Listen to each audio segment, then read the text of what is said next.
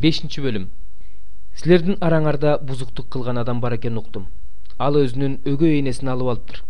Мындай нерсе бутпарастар арасында да кездешпейт. Мындай иш кылган адам арабыздан чыгарылса экен деп ыйлагандын ордуна кекирейсиңер да.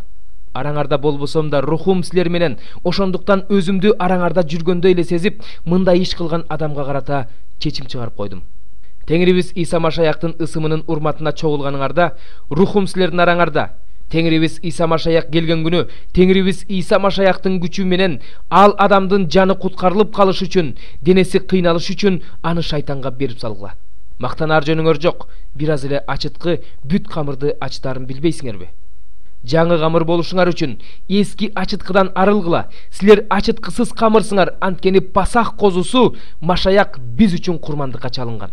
Ошондуктан эски ачыткы бузуктук жана куулук шумдук менен эмес, ачыткысызынан таза жүрөк жана чындык менен майрамдайлы.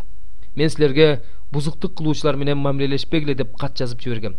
Бул дүйнөнүн бузуктук кылуучулары, дүнүйөкорлору, талап тоноочулары жана бутка табынуучулары менен мамилелешпегиле дебейм. Болбосо бул дүйнөдөн таптакыр эле чыгып кетүүгө туура келмек. Мен силерге бир тууганыңармын деп коюп, бузуктук кылганын, дүнүйөкорлугун, бутка табынганын, ушак сүйлөгөнүн, ичкилик ичкенин, уурлук кылганын таштабаган адам менен мамилелешпегиле. Атүгүл аны менен бирге отуруп тамак да ичпегиле деп жазгам. Сырттагыларды соттоп эмне кылам? Жыйындагыларды силер соттошуңар керек эмес беле? Сырттагыларды Кудай соттойт.